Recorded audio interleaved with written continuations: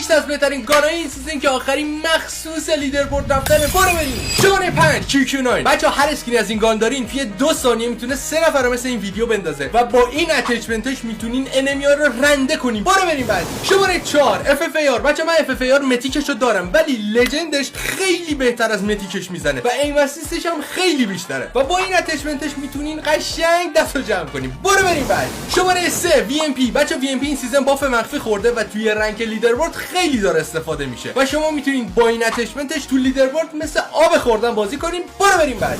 شماره 2 رم 7. بچا رم 7 هر سیزن داره بهتر از سیزن قبلش میشه و باگش هم برداشته شده چند سیزنه و با این اتچمنتش خیلی میتونین نرم بازی کنین. برو بریم بعد. شماره 1 USS 9. بچا USS 9 میگن نرف شده ولی همینجوری که داریم میبینیم من کلا دارم با این گان دابل کیل میزنم. این اتچمنتش هیچ مشکلی براش پیش نیومده و اصلا نرف نشده و راستی اگه دنبال ترفندای سیزن جدید هستی منو سابسکرایب کن.